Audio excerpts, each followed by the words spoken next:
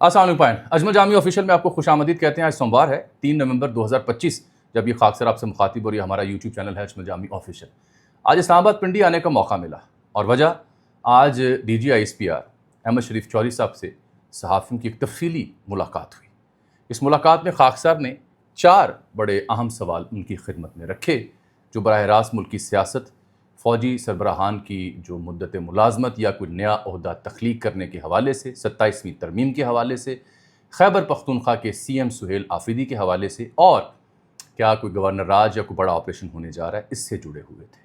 یہی نہیں بلکہ پاکستان بنگلہ دیش کے تعلقات اور بھارت کون سا نیا فالس فلیگ آپریشن کرنے جا رہا ہے، بلوچستان کی صورتحال ہے کیا، ٹی ٹی اے یعنی جو امارات اسلامی کابل ہے اس کی تبدیلی کیوں ضروری سمجھتا ہے پاکستان، اور کیا صوبے میں کوئی گورنر راج نافذ ہوگا کے پی کے میں یا نہیں.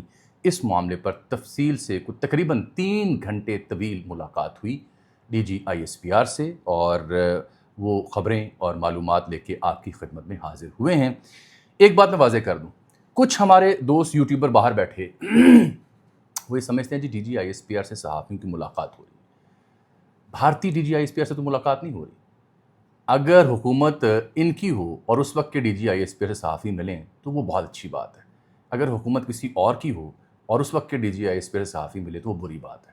ہم تو سہیل آفریدی سے بھی ملتے ہیں اور ملیں گے، ہم علی امین گنڈا پور سے بھی ملتے تھے، ہم شہباز شریف صاحب سے بھی ملیں گے، ہم مراد علی شاہ سے بھی ملیں گے، اور ہم D G I S P R سے ملیں گے. یہ صحافی کا کام ہے. آ جائیے، خبریں بڑی اہم ہیں آج کی ملاقات میں جو ہم نے کی. سب سے پہلے میں عرض کروں کہ میرے 4 سوال کیا تھے. اہم ترین سوال میرا فوجی عہدوں کے حوالے سے تھا.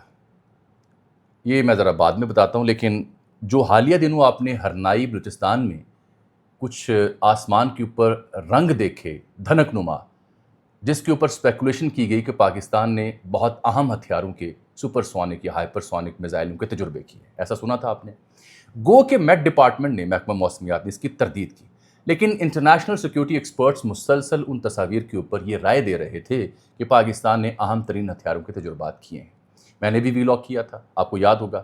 تو آج اس سلسلے میں میرا سوال تھا کہ کیا پاکستان نے کوئی اہم ہتھیاروں کے تجربات کیے ہیں بلوچستان میں، ہرنائی میں اور آس پاس کے علاقوں میں. آسمان پر کچھ ایسی کہکشائیں بنیں جو یہ ثبوت دیتی ہیں کہ یہ سپر سونک، ہائپر سونک یا کسی اور قسم کے میزائل کے تجربات ہیں. یہ سوال میں نے اس لیے کیا کہ آج ہی آپ نے ڈونلڈ ٹرمپ کی ایک سٹیٹمنٹ دیکھی ہوگی جنہوں نے ایک انٹرویو میں کہا کہ پاکستان اہم ترین نیوکلیئر تجربات کر رہا ہے، کرتا آ رہا ہے. تو پھر میرا سوال زیادہ ریلیونٹ ہو چکا تھا. انہوں نے اس سوال کا جواب کچھ یوں دیا کہ ہم مسلسل اپنی سیکیورٹی کے لیے تجربات کرتے آ رہے ہیں، کرتے رہیں گے، اور اس سلسلے میں چیزیں پبلک ڈومین میں ڈسکس کرنے والی نہیں ہوتی. یہ ہماری سیکیورٹی کے لیے جو ضروری ہتھیار، ضروری تجربات ہیں وہ ہوتے رہیں گے. یعنی اس کی تردید نہیں کی گئی. 2، جو سوال سب سے اہم تھا، باقی 1-2 صحافیوں نے پوچھا، شہزاد اقبال صاحب نے بھی، عاصمت شرازی صاحبہ نے بھی، محمد مالک صاحب نے بھی، اور دیگر ہمارے کے پی سے بھی صحافی دوست آئے تھے، انہوں نے بھی سوال پوچھے. سب معاملات کے اوپر میں آج روشنی ڈالنے کی کوشش کروں گا، میرے ساتھ اگر آپ رہیں. میں نے پوچھا جی کیا یہ بات درست ہے کہ پاک فوج کے انتظامی عہدوں میں، اعلیٰ عہدوں میں کوئی نیا عہدہ متعارف کروایا جا رہا ہے یا اس میں کوئی تبدیلیاں ہو رہی ہیں؟ یہ سوال میرا، اس کا بیک گراؤنڈ ہے جو آج بلاول بھٹو زرداری کا ٹویٹ بھی ہے، اور جو ویلاگ میرا دیکھنے والے میرے ویورز ہیں وہ جانتے ہیں کہ کل بھی میں نے ذکر کیا تھا کہ فوج میں ایک نیا عہدہ متعارف کروایا جا سکتا ہے. یہی نہیں بلکہ اکتوبر میں یا اس سے پہلے بھی ایک تحریر کی صورت میں بھی میں نے عرض کی تھی، جو میرے پاس معلومات تھیں کہ کچھ نئے عہدے یا مدت کے معاملات طے ہو سکتے ہیں. تو میں نے ان سے پوچھا کیا پاک فوج میں کمانڈر ان چیف کا عہدہ متعارف کروایا جا رہا ہے یا پھر سی ڈی ایس کا، چیئرمین ڈیفنس اسٹاف کا، جو کہ انیل چوہان بھارت میں ہے، کوئی نیا عہدہ متعارف کروایا جا رہا ہے؟ اس کے اوپر انہوں نے جواب دیتے ہوئے کہا کہ یہ وفاقی حکومت، کابینہ اور پارلیمان کا کام ہے کہ انہوں نے اگر کوئی آئین میں ترمیم کرنی ہے یا نہیں کرنی. اس سلسلے میں جو ہماری ڈومین ہے اس میں کوئی رد و بدل ضروری ہوگا تو ہم سے رائے لی جائے گی اور پھر ہم اپنی رائے دیں گے. فی الحال اس سے زیادہ میں اس پہ تبصرہ نہیں کر سکتا. یعنی اس کی بھی کوئی واضح تردید نہیں کی گئی. میں یہ بات اس لیے بار بار آپ سے عرض کر رہا ہوں کہ آج ہی بلاول بھٹو زرداری صاحب نے یہ ٹویٹ کر رکھا ہے جس میں وہ کہتے ہیں کہ پی ایم کے ڈیلیگیشن نے، پی ایم ایل این کے ڈیلیگیشن نے، جو کہ شہباز شریف صاحب کی سربراہی میں آیا، آصف علی زرداری صاحب اور مجھ سے ملا، انہوں نے ہم سے 27ویں آئینی ترمیم کے اوپر حمایت مانگی۔ پرپوزل جو اس میں ڈسکس کیے بلاول صاحب کے مطابق وہ یہ ہیں: سیٹنگ اپ کانسٹیٹیوشنل کورٹ، آئینی کورٹ کو تحفظ دینا، ایگزیکٹو مجسٹریٹس کی بحالی، ٹرانسفر آف ججز، یہ بھی ہم اپنے ویلاگ میں ڈسکس کر چکے ہیں کہ 27ویں آئینی ترمیم میں کیا ہو سکتا ہے، اور removal of protection of provincial share in N F C کے اوپر جو صوبوں کے اختیارات ہیں اس کو ختم کرنا، امینڈنگ آرٹیکل 243 والا جو آرٹیکل ہے اس میں ترمیم کرنا۔ 243 آرٹیکل ہے کیا، اور میرا سوال اس سے کیوں جڑا ہوا ہے؟ 243 آرٹیکل یہ کہتا ہے کمانڈ آف آرمڈ فورسز، یہ کہتا ہے کہ فیڈرل گورنمنٹ کے پاس کنٹرول اینڈ کمانڈ ہوگی آرمڈ فورسز کے حوالے سے۔ Without prejudice to the generality of the foregoing provision, the supreme commander of the arm forces shall vest in the president, supreme طاقت جو ہوگی، سپریم لیڈر جو ہوگا آرم فورسز کا، وہ صدر ہوگا۔ تو بلاول خبر دے رہے ہیں کہ 243 کے آرٹیکل میں تبدیلی کے لیے نون لیگ ہمارے پاس آئی 27ویں آئینی ترمیم کے چکر میں، تو یوں لگ رہا ہے پیپلز پارٹی کو کہ اس میں ترمیم کر کے صدر کے پاس جو اختیارات ہیں سپریم کمانڈر کے، وہ تبدیل کیے جا رہے ہیں، اور شاید وہ آرمی چیف، فیلڈ مارشل یا کسی نئے عہدے کو تفویض کیے جانے ہیں۔ یہ میری خبر تھی، اور اسی کے اوپر بلاول نے آج بات کی ہے۔ یہ ہو گیا دوسرا نقطہ۔ تیسرا میرا ان سے سوال جو تھا وہ سی ایم کے پی کے حوالے سے تھا، کے پی کے کی صورتحال کے حوالے سے تھا۔ تو میں آپ کو کوٹ اینڈ کوٹ بات کروں گا۔ انہوں نے یہ کہا کہ جب سہیل آفریدی صاحب منتخب سی ایم بن چکے تو وہ اب ریاست کا حصہ ہیں، اور ہم بھی ریاست کا حصہ ہیں۔ جو بھی سی ایم ہوگا، جو بھی پی ایم ہوگا، جو بھی حکومت ہوگی، ہم اس کے ساتھ کام کریں گے۔ یہ ان کے لفظ میں بیان کر رہا ہوں، تجزیہ آپ نے خود کر لینا ہے، میں نے صرف آپ کو جانکاری دینی، معلومات دینی۔ ان کا یہ کہنا تھا کہ سی ایم کے پی کے ساتھ ریاستی ادارے ڈے ٹو ڈے انگیجمنٹ کرتے ہیں۔ یہ نقطہ جو کور کمانڈر پشاور کی حالیہ ملاقات ہے سی ایم کے پی سے، اس تناظر میں ہے۔ یہ نقطہ جو حالیہ پریس کانفرنس انہوں نے پشاور جا کے کی اور سہیل آفریدی نے جو لب و لہجہ اختیار کیا، اس تناظر میں ہے۔ تو آج مجھے لگا کہ اس میں تھوڑی سی نرمی اور لچک دکھائی دی، کیونکہ انہوں نے کہا کہ یہ منتخب سی ایم ہیں اور وہ ریاست کا حصہ ہیں، ڈے ٹو ڈے میل ملاقاتیں سیکیورٹی اداروں کی ان کے ساتھ ہوتی رہیں گی۔ ایک سوال پوچھا گیا کہ جو ابھی آرمی چیف نے وہاں پہ جرگہ بلایا جس میں قبائلی عمائدین تھے اور دیگر اہم ذمہ داران تھے، یہ ہمارے پشاور سے ایک دوست نے سوال پوچھا، تو اس میں سی ایم کے پی کے کیوں نہیں تھے؟ تو انہوں نے کہا جی جنہوں نے یہ جرگہ بلایا ان کا استحقاق ہے کہ انہوں نے کسے بلانا ہے اور کسے نہیں بلانا۔ یہ رہی دوسری بات۔ تیسرا نقطہ یہ تھا کہ کیا کے پی میں گورنر راج نافذ کیا جا رہا ہے؟ ان کا جواب یہ تھا کہ یہ خام خیالی ہے، غلط خبر ہے، ایسا کوئی منصوبہ، ایسا کوئی پلان آن بورڈ نہیں ہے۔ چوتھا نقطہ بڑا اہم تھا اس سلسلے میں کہ کیا ایک امپریشن ہے کہ کے پی میں بڑے پیمانے پر آپریشن کیا جا رہا ہے اور اس کی تیاریاں ہو رہی ہیں، بالخصوص وادی تیرہ میں۔ یہ وہ نقطہ ہے، اس سے پہلے کہ میں غازہ میں فوجیں بھیجنی ہے پاکستان میں نے نہیں، یہ بھی بتاؤں گا آپ کو بنگلہ دیش کے ساتھ کیا تعلقات ہیں، کابل میں پاکستان کیا کرنا چاہ رہا ہے، اور بھارت نیا حملہ کہاں کرے گا۔ یہ بھی چار چیزیں مجھے بھول نہ جائیں، میں نے کہا اپنے ناظرین کو یاد دلا دوں، آپ کے ساتھ کہی گئی بات پھر میرے ذہن میں رہتی ہے۔ تو جب کے پی میں بڑے آپریشن کی بات ہوئی، ایک امپریشن ہے کہ شاید فوج وہاں بڑا آپریشن کرنا چاہتی ہے۔ ہمارے کے پی کے دوستوں نے سوال پوچھا کہ یہ بھی امپریشن ہے کہ شورش اور آپریشن ان علاقوں میں کیا جا رہا ہے جہاں معدنیات ہیں جان بوجھ کے۔ اس کا بھی انہوں نے جواب دیا۔ تو انہوں نے جواب کیا دیا؟ انہوں نے کہا جی بات یہ ہے کہ وادی تیرہ میں جو خیبر میں ہے، وہاں پہ 12,000 ایکڑ پر پوپی یعنی پوست کی کاشت ہوتی ہے۔ اس کی انہوں نے فوٹیجز اور تصاویر بھی ہمیں دکھائیں، اور اس میں سے 18 سے 25 لاکھ روپیہ فی ایکڑ منافع ہوتا ہے، اور وہاں کے لوگ جو دہشت گرد ہیں ان کو عشر کے نام پر ٹیکس دیتے ہیں جو ان کی پروٹیکشن کرتے ہیں۔ تو جو امارات اسلامی کی فورسز ہیں، ننگرہار 7 صوبہ لگتا ہے، وہ ہماری چوکیوں پر حملہ کر کے ہمیں انگیج کرتے ہیں اور پھر یہ سمگلنگ ہوتی ہے۔ تو یہ پولیٹیکل نیکسس ہے ڈرگ مافیا کے ساتھ، دہشت گردوں کے ساتھ وہاں کے لوگوں کا، جس کو ختم کرنے کی ہم کوشش کر رہے ہیں۔ وہاں پہ یہ فصل منافع آور ہے، کسی اور فصل میں اتنا فائدہ نہیں ہوتا۔ تو انہوں نے کہا جی بڑا آپریشن کہ کیا تیرہ میں بڑا آپریشن کیا جا رہا ہے؟ انہوں نے کہا ہم نے بار بار تیرہ میں آپریشن کیے، کلیئر کیا، لیکن بعد میں اس ویلی کو، اس علاقے کو آباد کرنا، بہتر گورننس کرنا، یہ صوبائی حکومت کا کام ہوتا ہے، ہمارا نہیں ہے۔ خبر انہوں نے یہ دی کہ کسی بھی کے پی کے علاقے میں کوئی گرینڈ آپریشن ہم نہیں کرنے جا رہے۔ کیوں؟ کیونکہ انہوں نے کہا جو ہماری ابھی تک کی اپروچ ہے، آئی بی او جو ہوتے ہیں انٹیلیجنس بیس آپریشنز، وہ اچھا نتیجہ دے رہے ہیں۔ اس کا ثبوت انہوں نے کیا دیا کہ اس برس ہم چونکہ نومبر میں آپ سے مخاطب ہیں، 3 نومبر ہے، تو انہوں نے کہا اس برس ابھی تک 1667 دہشت گرد ہم نے مارے ہیں آئی بی اوز کی بنیاد پر، اور روزانہ کی بنیاد پر 208 آپریشنز کیے جا رہے ہیں، جس میں جو 67 لوگ دہشت گرد مرے، اس میں 128 افغان باشندے ہیں جن کی شناخت تصاویر انہوں نے ہمیں سلائیڈ پہ دکھائی، ٹی وی چینلز پہ بھی آپ دیکھنا شروع کر دیں گے۔ ان کا اس میں 582 افراد ہمارے شہید بھی ہوئے ان کارروائیوں میں، جو جوان اور فوجی افسران شہید ہو رہے ہیں۔ پھر انہوں نے بتایا کہ جی صرف تیرہ میں 528 دہشت گرد مارے گئے ہیں، صرف تیرہ کے اندر، اور 192 جو ہمارے اہلکار ہیں وہ یہاں شہید ہوئے۔ اس سے اندازہ لگائیں یہ کس قدر اہمیت کا حامل علاقہ ہے اور وہاں پہ ہو کیا رہا ہے۔ آگے جو بات آتی ہے غزہ کی، وہ بھی میں آپ سے ڈسکس کر لوں۔ غزہ کے اوپر انہوں نے کہا، کیونکہ آپ نے دیکھا ہوگا کہ عاصمہ شیرازی صاحبہ سے منسوب ایک خبر وائرل ہوئی پڑی ہے، انڈین چینل اور کابل میڈیا اسے بالخصوص ڈسکس کر رہا ہے کہ پاکستان نے $10,000 فی فوجی مانگا ہے کہ ہم نے غزہ میں فوجیں بھیجنی ہیں۔